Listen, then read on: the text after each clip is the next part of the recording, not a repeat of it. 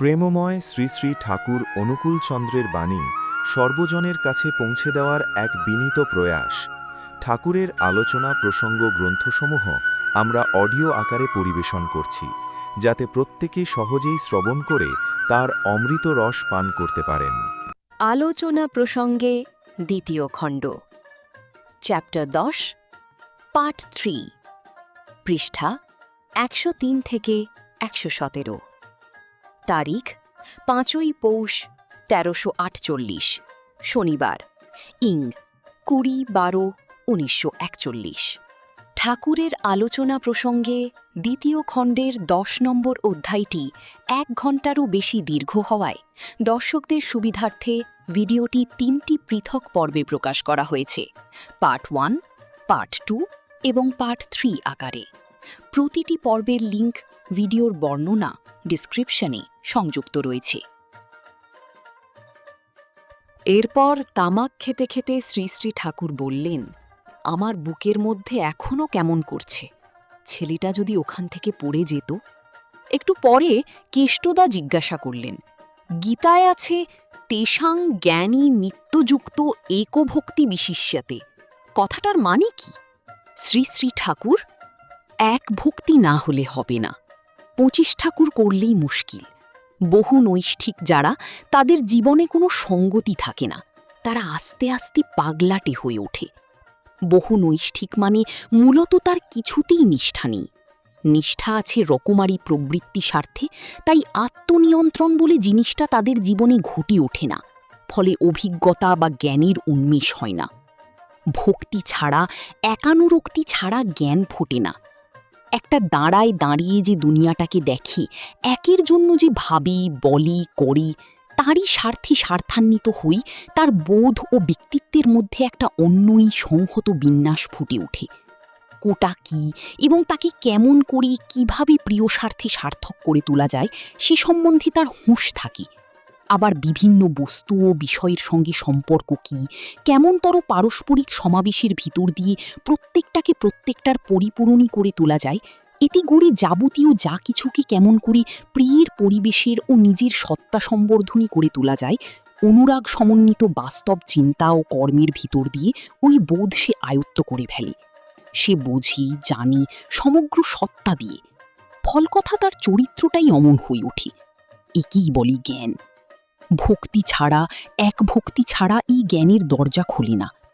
এক ভক্তি যার আছে, তাকে যে কোনো প্রতিকূল অবস্থার মধ্যে ফেলো না কেন, সে তার মধ্য দিয়েই কেটে বেরিয়ে আসবে। তার জ্ঞানের নাড়ি হয় টনটনে। কথাই বলে প্রহ্লাদ মার্কা ছেলে, তার মানে সে আগুনে, জলে, পাহাড়ে, পর্বতে, অন্তরিক্ষে কোথাও ডরায় না। নব নব উন্মেষশালিনী বুদ্ধি ও প্রবল ইচ্ছা শক্তি সব অবস্থায় তাকে জয়ী করে তোলে। সে হত হয় না, নষ্ট পায় না সহজে। দয়িত যে, বাঞ্ছিত যে, তার জন্য বেঁচে থাকার, তার সেবায় ব্যাপৃত থাকার তীব্র লালসা তাকে পেয়ে বসে। ওই লালসাই অমৃত লালসা। অমৃতকে উপভোগ করে সে দুনিয়াদারির সব আবিলের মধ্যে থেকেও। তাই ভক্তির চাইতে বড় কামনার বস্তু আর নেই কিছু মানুষের। ওতে এক ঢিলে সব পাখি মারা হয়, সব কিছুই ওর ব্যারের মধ্যে পড়ে। নইলে আর যা কিছুই চাইতে যাক মানুষ, তাতে অনেক কিছু ছুট যায়।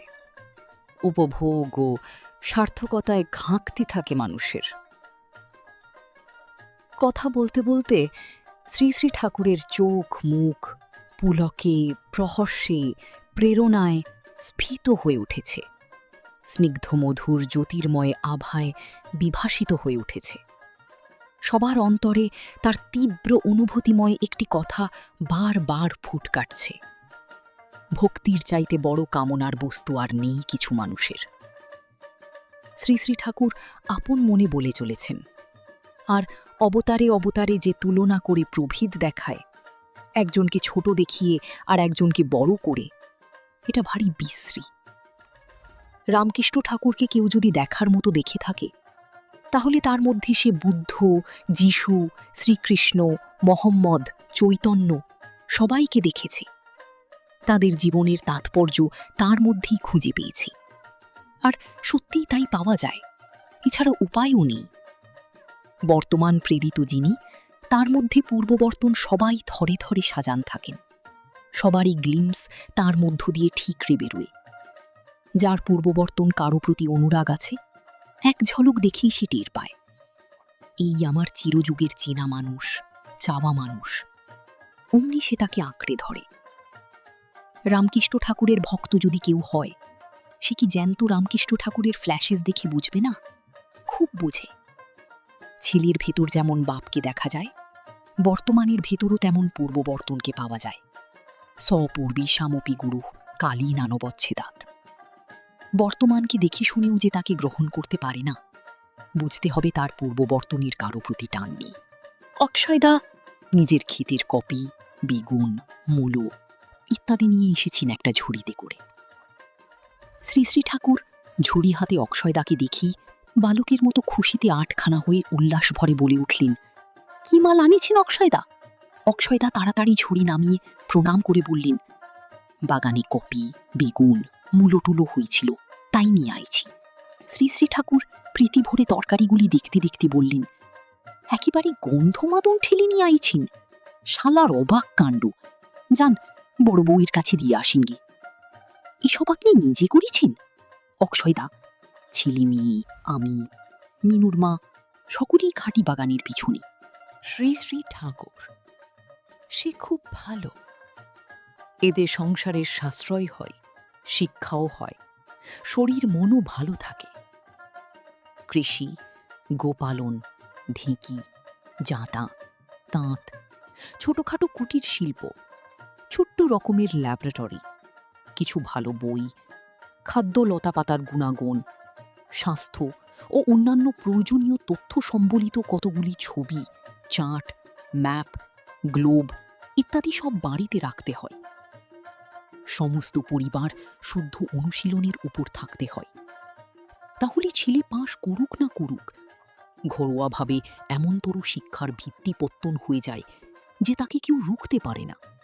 বেকারও থাকে না সে। একটা কিছু করে কর্মে পেটের ভাত, পরনের কাপড় জোগাড় করতে পারেই। আর তার একটা আত্মপ্রত্যয় থাকে, সে ঘাবড়ায় না। দেখেন কেষ্টুদা, আমার খুব ইচ্ছা করে যে আপনি যেমন জমি করেছেন সবাই ওই রকম জমি করে। পেটের ভাতটার জোগাড় থাকলে মানুষের অনেকখানি বল থাকে। যুদ্ধ বিগ্রহের যেরকম অবস্থা, কোন সময় কি হই বলা যায় না।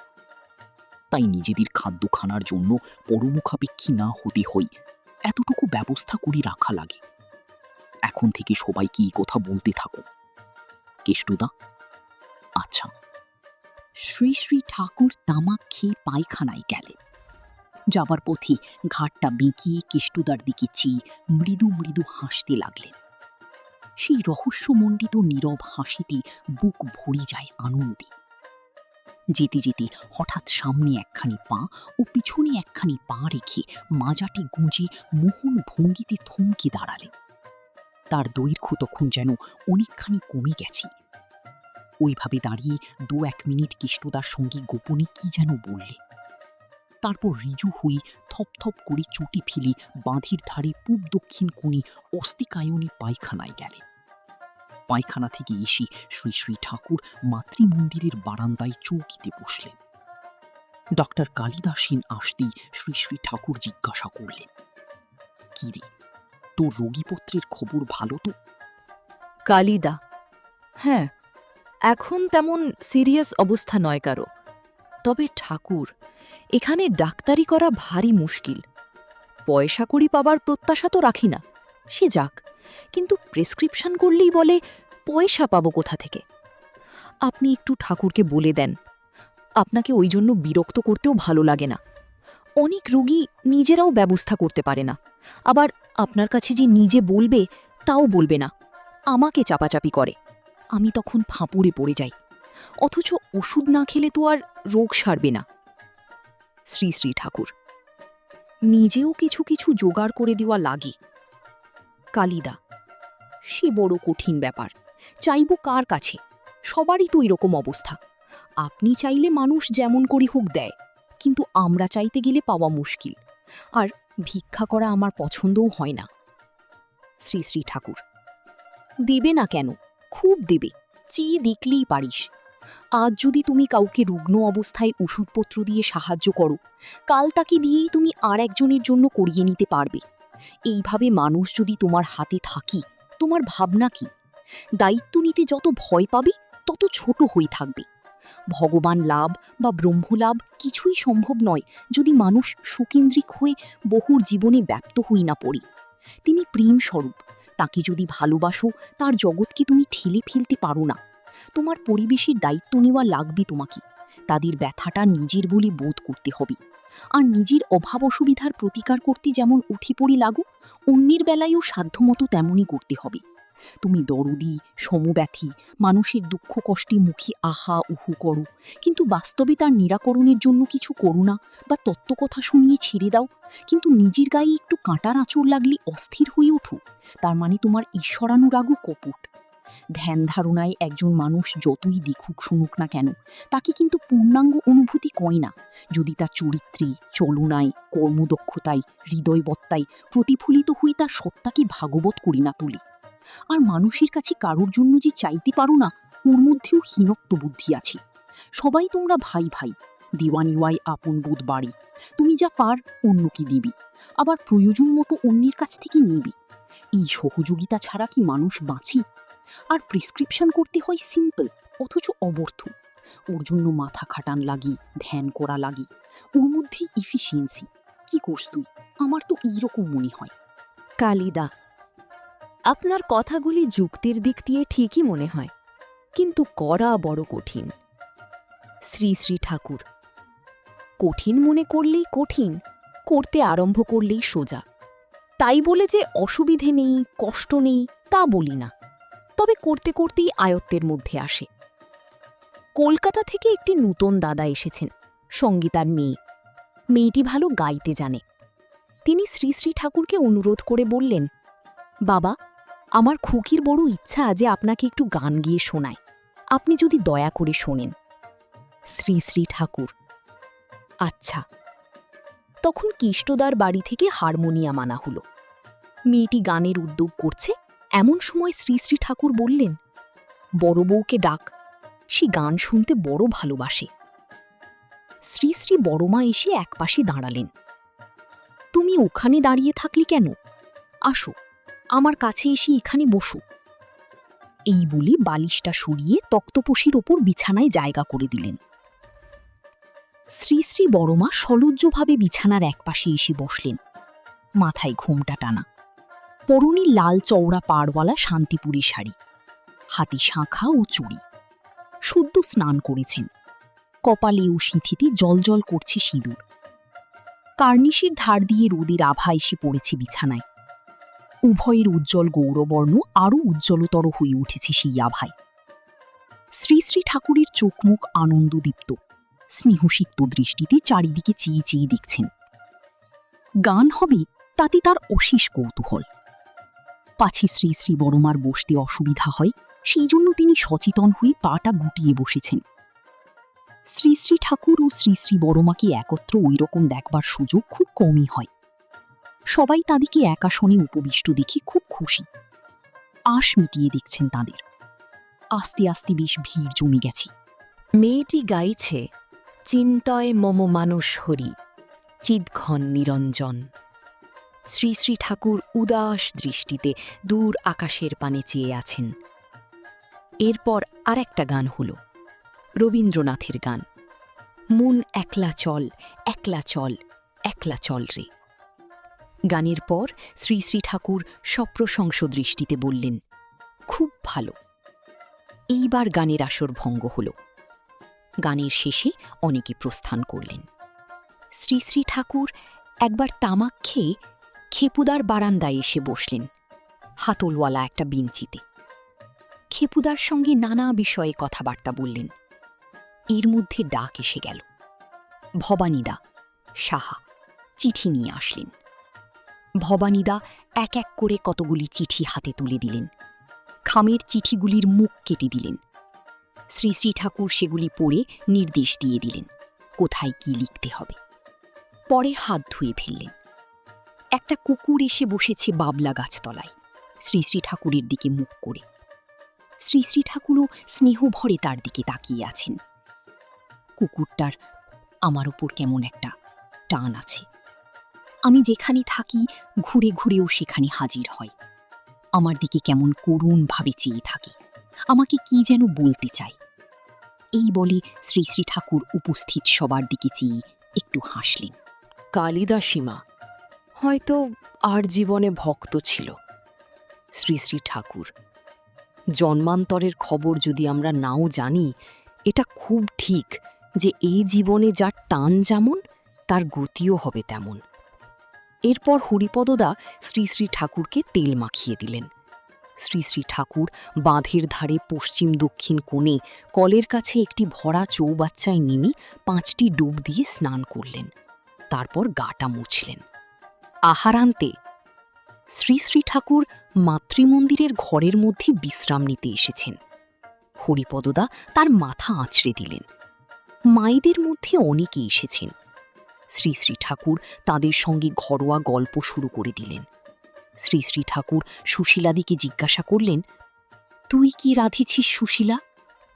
সুশীলাদি, লাউ ঘণ্ট, বড়ির ঝোল, পালনের চচ্চড়ি। শ্রী শ্রী ঠাকুর, বাহ, সত্যং শিবং সুন্দরম। দেখ, তরকারির মধ্যে চিনেবাদাম বাটা, তিল বাটা এইসব যদি দিস তাহলে কিন্তু খেতেও যেমন সুস্বাদু হয় তেমন পুষ্টিপ্রদ হয়। এগুলি অভ্যাস করে ফেলা লাগে, তোদের সবাইকে বলছি। শৈলমা আসতেই শ্রী শ্রী ঠাকুর আদর করে বললেন, আসছ ভুটুন। একজন শৈলমার বিরুদ্ধে অভিযোগ জানালেন যে তিনি, শৈলমা, তার সম্বন্ধে আর একজনের কাছে যা তাই বলছেন। শৈলমা ঝাঁঝিয়ে উঠলেন, হ্যাঁ, ঠাকুরের কাছে খুব করে লাগাও। দিদি যে বলল আমাকে, তার আর দোষ হলো না। তার কাছে যা শুনেছি তাই বলেছি। এখন দোষ হলো আমার, যত দোষ নন্দ ঘোষ। সে বললেই হলো? তুই সেটা মোকাবিলায় না মিলিয়ে, সত্য মিথ্যা নির্ধারণ না করে, তার নিন্দা কথায় বিশ্বাস করে আর 5 জনের কাছে একজনের বিরুদ্ধে গিয়ে বেড়াবি? এ তোদের কেমন বিশ্রী স্বভাব! আমার কিন্তু এসব মোটেই পছন্দ হয় না। মানুষের ভালো যেটা শোন, সেটাকে ঢাক পেটাও না। নিন্দাজনক কিছু শুনলে সেখানে তোমার বিশ্বাস ও যাজন প্রবৃত্তি উথলে ওঠে, তাই না? যাতে মানুষের সঙ্গে মনোমালিন্য হয়, বিরোধ বাঁধে, তাই তোমার বুদ্ধি। তোমার সঙ্গে সবার এবং সবার সঙ্গে সবার যাতে ইষ্টানুগ মিল হয়, সেই বুদ্ধি নিয়ে চলে দেখতো, তাতে এর থেকে ঢের বেশি সুখ পাবে। কথাবার্তার পর সবাই বিদায় নিলেন। প্যারিদা প্রভৃতি 2-1 জন রইলেন শ্রী শ্রী ঠাকুরকে ঘুমের সময় ঝাঁকিয়ে দেবার জন্য। শ্রী শ্রী ঠাকুর একটু ঘুমুলেন।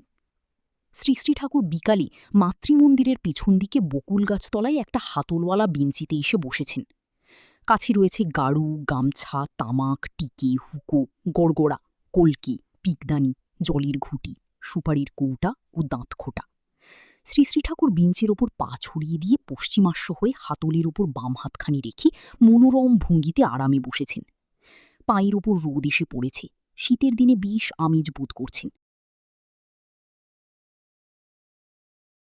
ইষ্ট প্রসঙ্গে শুনতে চ্যানেলটি লাইক, শেয়ার, সাবস্ক্রাইব করে অল নোটিফিকেশনে ক্লিক করে রাখুন। পরনে একখানি শান্তিপুরী ধুতি, তার খুঁটটা গায়ে দেওয়া, আর কিছু গায়ে নেই। এদিকে শীতে কাতর, কিন্তু গরম কিছু গায়ে দেবেন না। শ্রী শ্রী ঠাকুরের সামনে তার কালো চটি, তামাক সেজে দেওয়া হয়েছে, গড়গড়া নল টানছেন। নির্বাক স্নেহদৃষ্টিতে সবাইকে নিরীক্ষণ করছেন। এক এক করে দাদা ও মায়েদের মধ্যে অনেকেই সমবেত হয়েছেন। ছোট ছোট ছেলেপিলেরাও এসেছে। তারা আশ্রম প্রাঙ্গণে রোদে খেলাধুলো ও কলরব করছে। কথা নেই, বার্তা নেই, কিন্তু কি যেন এক নিবিড় শান্তি, অনাবিল তৃপ্তি, অনিবার্য আকর্ষণ। স্পর্শ তাঁর সর্বদুঃখ হরা, তাই তাকে দেখেই সুখ। ভক্তবৃন্দ নয়ন মনোভরে দেখছেন তাকে, অন্তরের মণিকোঠায় ভরে নিচ্ছেন আনন্দের অক্ষয় সঞ্চয়। এই শান্ত, স্নিগ্ধ, নিস্তরঙ্গ মধুর পরিবেশে মন ভরে ওঠে। ওই চরণ সরজিত আনন্দের নিত্যধাম, যুগযুগান্ত অনন্ত জীবন যেন ওই আনন্দ মকরন্দ পানে মত্ত হয়ে থাকতে পারি। চুপচাপ সবাই বসে। এমন সময় ভেলকু এসে বলল, গোপালী, এই দেখ, আমি এটা সেলাই করেছি। শ্রী শ্রী ঠাকুর হাসি মুখে, বাড়ি বড় সুন্দর হইছে তো। এই বুড়ি গানের সুরে বললেন, মা যশোদার আমার গুণের অন্ত নাই রে। ভিলকু মহা তৃপ্তি ভরে শ্রী শ্রী ঠাকুরকে প্রণাম করল। শ্রী শ্রী ঠাকুর, সেলাই খুব ভালো করে শেখ। এটা কিন্তু একটা কলা বিশেষ। সুন্দরের আরতি যে হয় এর ভিতর দিয়ে, মনে মনে আঁচ করতে হয় কোন রঙের সঙ্গে কোন রঙের সমাবেশ হলে মানায় ভালো। এমনি ভেবে নিয়ে হাতে কলমে আবার সেটা করে দেখতে হয়। এমনি করে করে একটা সূক্ষ্ম সৌন্দর্য বোধ গজায়। সেই সৌন্দর্য বোধকে আবার সংসারের কাজে কর্মে, চলায় ফেরায়, কথাবার্তায়, সাজে সজ্জায় সব জায়গায় রূপ দিতে হয়। এমনি করেই মানুষ সুন্দর হয়ে ওঠে। তখন সবাই তাকে ভালোবাসে, আদর করে। রকমারি রং বেরঙের সুতো তোর আছে তো? না থাকলে আমাকে বলিস। ভেলকু, আছে, এখন দরকার নেই, পরে দরকার হলে বলবো। সুধাদি বাড়ির ভিতর আশ্রমের ছোট ছোট ছেলে মেয়েদের গান, আবৃত্তি, নাচ ইত্যাদি শেখাচ্ছেন। ঋত্বিক অধিবেশনের সময় তারা এই সব করবে। শ্রী শ্রী ঠাকুরের কতগুলি ছড়ায় সুর দেওয়া হয়েছে, তদনুযায়ী নাচের পরিকল্পনা করা হয়েছে। নৃত্যগীতের ভিতর দিয়ে পরিবেশন করা হবে ছড়াগুলি। বাড়ির ভিতর থেকে গানের সুর ভেসে আসছে। তাই শুনে শ্রী শ্রী ঠাকুর বলছেন, ছড়াগুলি যে এমনি উতরাদে তা আগে মনে করিনি। আমি কি ওসব পারি? কিন্তু কেষ্টদা তো ছাড়বার পাত্র নয়। আমাকে ট্যাংলাই ট্যাংলাই কি ভাবি আমাকে দিয়ে করে নিচ্ছে। এখন ওরা যখন আমার সামনে পড়ে, আমার মনে হয় না যে আমি কইছি। বঙ্কিমদা, রায়, কতগুলি ছড়ার কাব্য ঐশ্বর্য অপূর্ব, বাংলা ভাষায় অমন কমই মেলে। শ্রী শ্রী ঠাকুর, আমার কিছু কেরামতি নেই, সবই পরম পিতার দান। তিনি দিলে হয়, আমি ইচ্ছামতো দিতে পারি না। আমার ওর উপর কোনো দখল নেই। এরপর শ্রী শ্রী ঠাকুর ওখান থেকে উঠে একবার শ্রী শ্রী বড়মার কাছে গেলেন। গিয়ে বললেন, বড় বউ, খিদে পাইছে। শ্রী শ্রী বড়মা বললেন, কি দেব? ছানা আছে, বিস্কুট আছে, সন্দেশ আছে, যা পছন্দ দিতে পারি। শ্রী শ্রী ঠাকুর, ছানাই একটু দাও। শ্রী শ্রী বড়মা ছানা এনে দিলেন। ছানা খেয়ে মুখ ধুয়ে শ্রী শ্রী ঠাকুর বের হলেন। বেলা পড়ে এসেছে। শ্রী শ্রী ঠাকুর বললেন, বেড়াতে যাব নাকি? শরদ্দা, গেলে হয়। শ্রী শ্রী ঠাকুর, কেষ্টদাকে ডাকেন। কেষ্টদাকে ডাকা হলো। শ্রী শ্রী ঠাকুর এইবার রওনা হলেন। খেষ্টডা, শরদ্দ, শ্রেষ্ঠ, যোগেশডা, চক্রবর্তী, ব্রোজেন্ডা, চট্টোপাধ্যায়, রত্নেশ্বরডা, চুনিডা প্রমুখ অনেকেই সঙ্গে রইলেন। শ্রী শ্রী ঠাকুর কেষ্টডা ও শরদ্দাকে লক্ষ্য করে, ইষ্টায়নীর ব্যাপারটি কিন্তু খুব ভালো করে চাড়িয়ে দেবেন। খাটাগুলি প্রেস থেকে আসছে তো? কেষ্টডা, হ্যাঁ, এসে গেছে। শ্রী শ্রী ঠাকুর, শুধু কনফারেন্সের মধ্যে বললে হবে না। মাথা মাথা কর্মীদের নিয়ে আপনারা আলাদা বসবেন। সকলের মাথায় সংকল্প গজিয়ে দিয়ে আগুন করে তোলা চাই। এটা কঠিন কিছু না, সবাই পারবে। কেষ্টদা, হ্যাঁ, এটা খুবই সহজ। এ পর্যন্ত যতজনের সঙ্গে আলাপ করেছি সবারই দেখলাম খুব পজিটিভ, কৃতনিশ্চয় ভাব। শ্রী শ্রী ঠাকুর, কনফারেন্সে সব জায়গা থেকে লোক যাতে আসে সেদিকেও লক্ষ্য রাখবেন।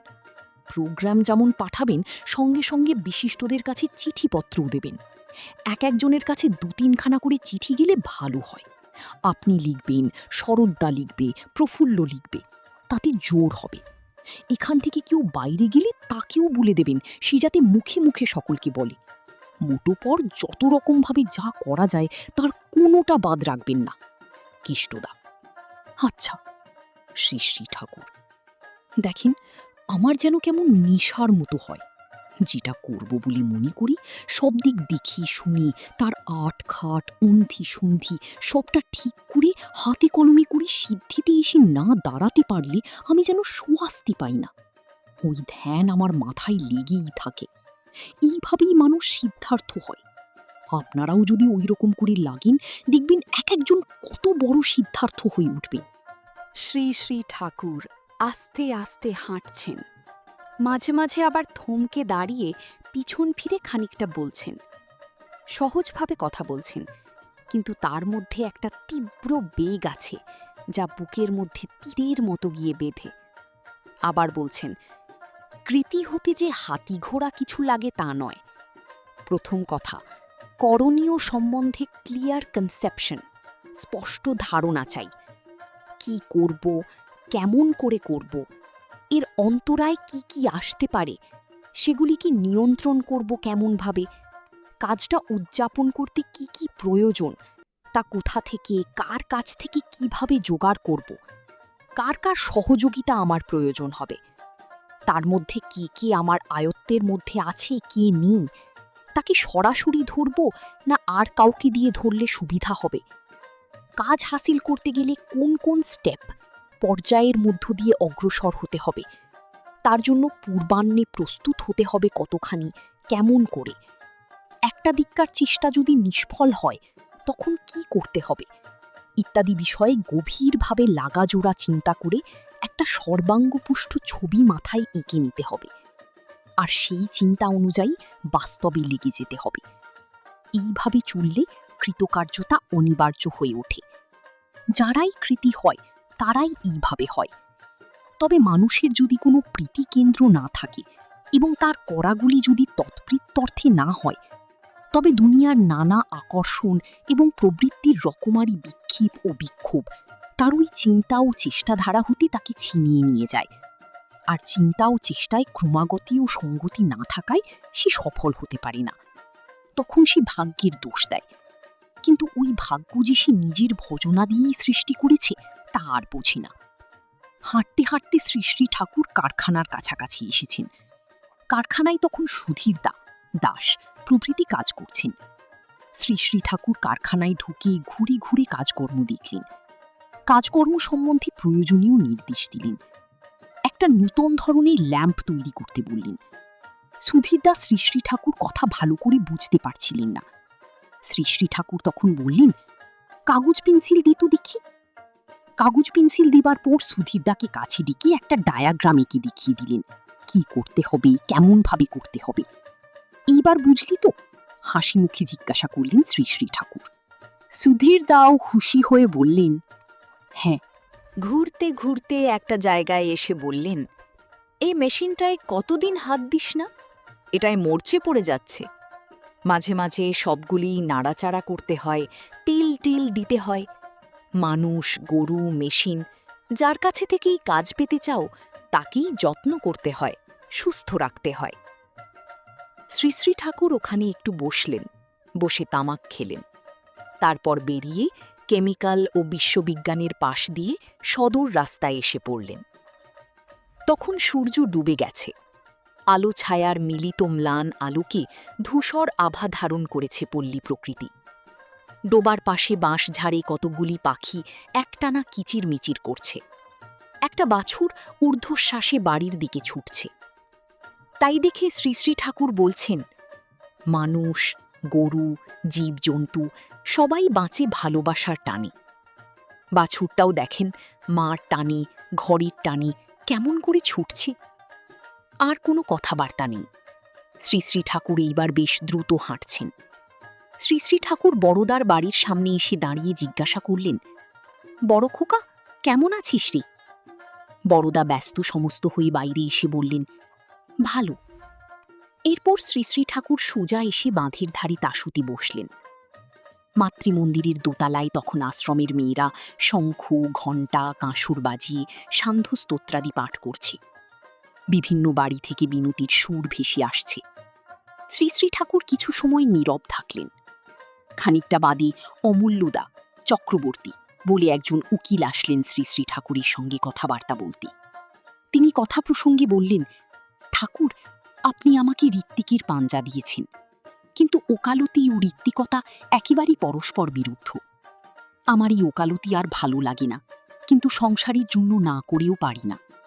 মনে হয় তেমনই সঙ্গতি থাকলে ওকালতি ছেড়ে দিয়ে শুধু যাজন নিয়েই থাকতাম। এখন যেন দোটানার মধ্যে আছি। ওকালতিতে কেবল মিথ্যা নিয়ে কারবার।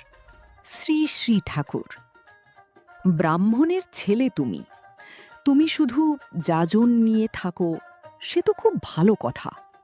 খাঁটি ঋত্বিক যদি হতে পারো তখন আর পেটের ভাবনা ভাবা লাগবে না। যজমানেরাই তখন তোমাকে দেবার জন্য পাগল হয়ে উঠবে।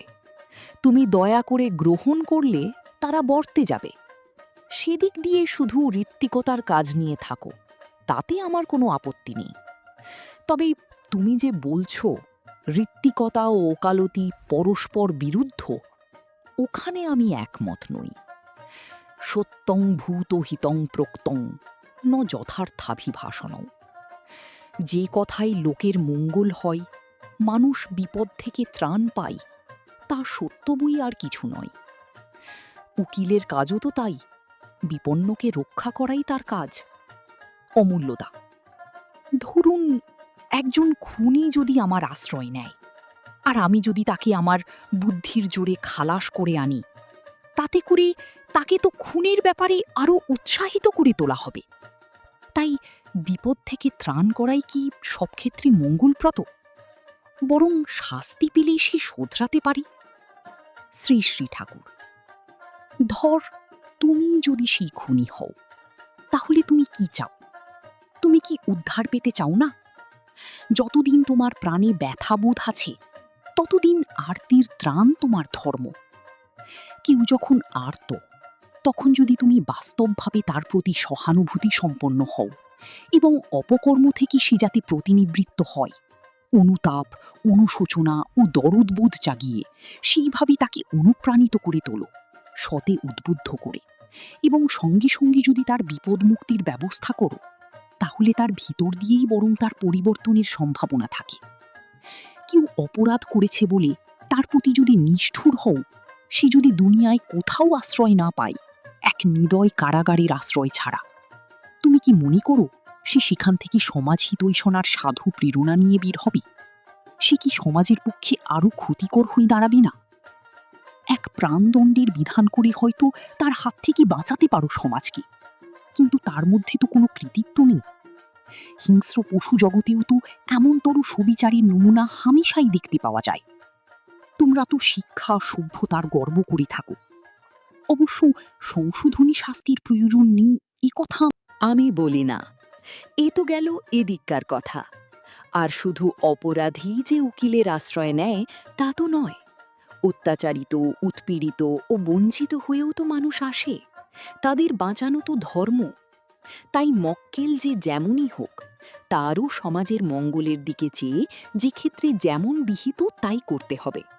সেদিক দিয়ে আমার মনে হয় ঋত্বিকতা ও ওকালতি বিরুদ্ধ কাজ তো নয়ই, বরং পরস্পর পরস্পরের পরিপূরক। অমূল্যদা, আপনি যা বললেন তার উপর আর কথা নেই। শ্রী শ্রী ঠাকুর, আমি বললাম বলে নয়, কথাটা যুক্তিযুক্ত কিনা, বাস্তবতার দিক দিয়ে এই দৃষ্টিভঙ্গি কার্যকরী কিনা। অমূল্যদা, হ্যাঁ। এরপর কিষ্টদা আসলেন। কিষ্টদা আসতেই শ্রী শ্রী ঠাকুর বললেন, বসেন কিষ্টদা, গল্প করি। কিষ্টদা যুদ্ধের খবরাখবর বলতে লাগলেন। শ্রী শ্রী ঠাকুর কথা প্রসঙ্গে বললেন, হিটলার শক্তিমান খুব, কিন্তু কূটনীতির দিক দিয়ে একটু খাটো মনে হয়। শক্তিমত্তা ও কূটনীতি জ্ঞান এই দুইয়ের সার্থক সমাবেশ হলে মানুষ অপরাজেয় হয়ে ওঠে।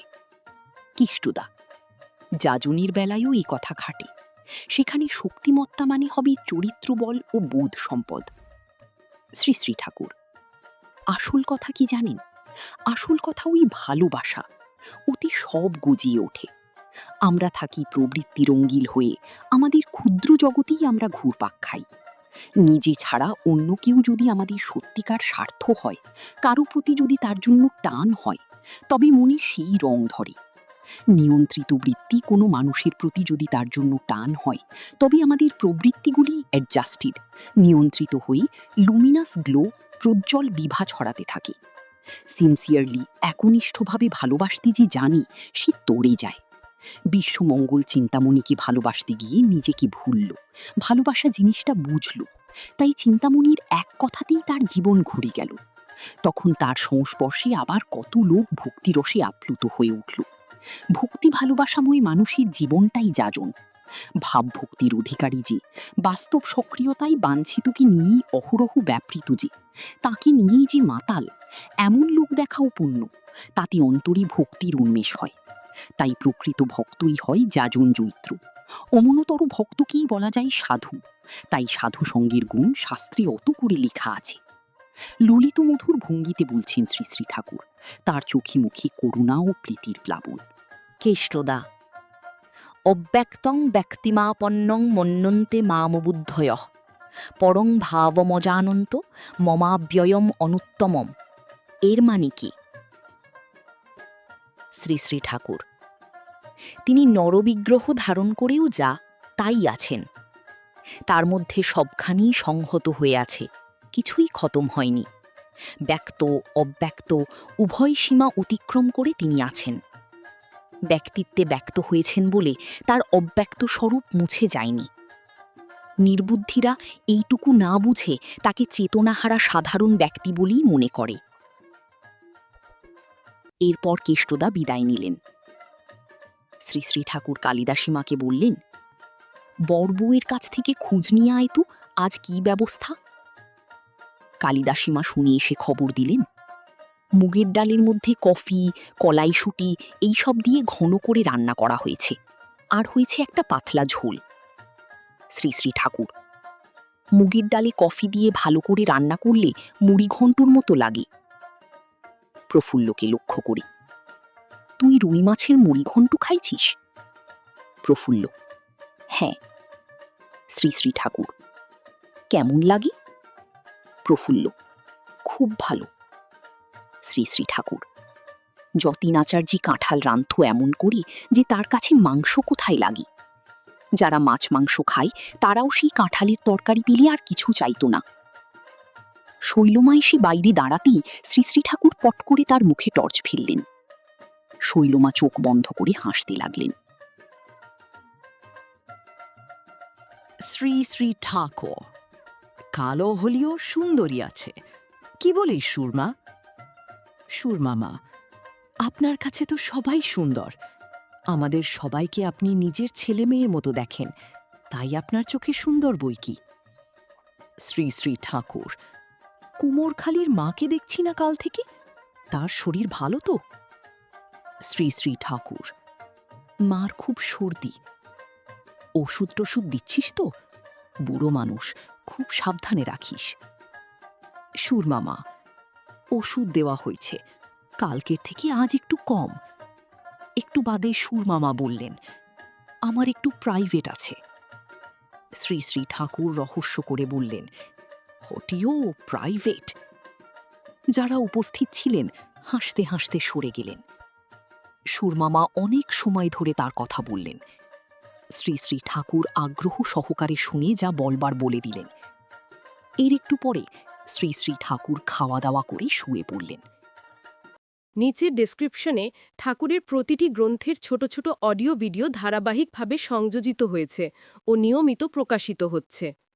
ভিডিওগুলিতে ক্লিক করে ঠাকুরের অমৃত রস শ্রবণ করতে পারেন। তাই চ্যানেলটি সাবস্ক্রাইব করুন, বেল আইকনে ক্লিক করে অল নোটিফিকেশন অন করুন। শেয়ার করে অন্য সকলকেও ঠাকুরের অমৃতবাণী শ্রবণের সুযোগ দিন। জয় গুরু।